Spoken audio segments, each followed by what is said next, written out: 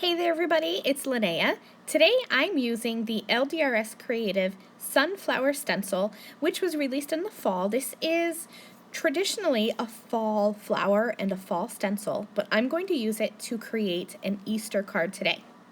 When I'm working with stencils, I find it easiest to adhere the stencil to a piece of cardstock with a temporary adhesive.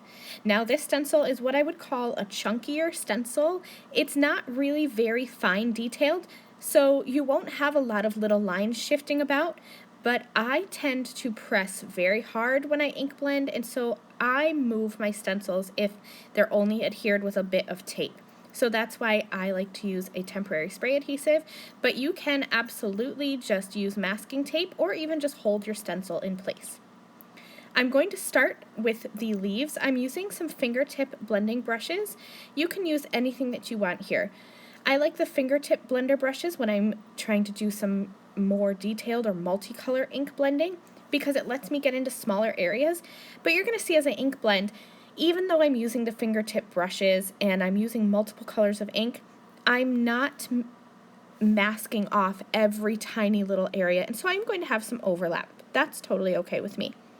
I started with the leaves and I blended on LDRS Creative Pistachios Aplenty Hybrid ink. This pink color that I'm using now is Soft Kisses. This is one of my favorite pink colors in the hybrid ink line. I love this color. It's absolutely gorgeous.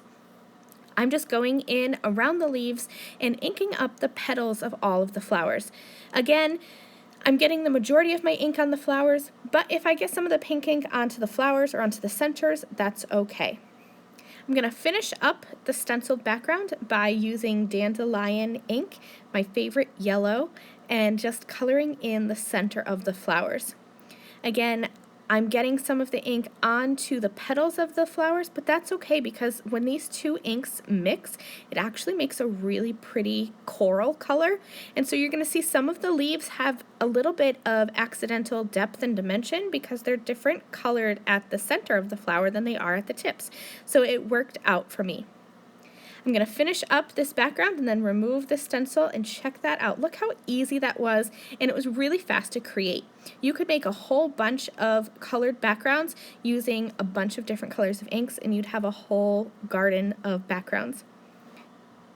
This is the hydrangea stamp set, and there are all these pretty florals in here, but today I'm just going to be using that large happy and then a smaller print sentiment that says Happy Easter. I'm inking up the large happy sentiment with Mrs. Periwinkle hybrid ink, and I'm going to stamp that a couple times, and it's going to deepen and change the color. That's something that I like about the hybrid inks is that you can stamp them multiple times and you'll have a whole rainbow of colors with just a few ink pads.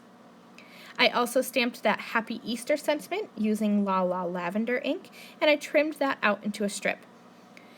I'm going to temporarily adhere these two together using some masking tape. This is just a little trick I like to do. I like to get that little strip lined up. I kind of tucked it behind the Y, and then I'm going to go ahead and add some foam tape to the back so that I can work with both of these pieces as one sentiment piece. I'm going to add that onto my card with the foam tape and add some gems for a bit of shine, and this card is finished. I hope you liked this look at how you can alter your sunflower stencils to create a spring garden background. All of the LDRS Creative products that I used today are linked and listed in the video description below. Thank you all for watching, and I will see you soon. Bye!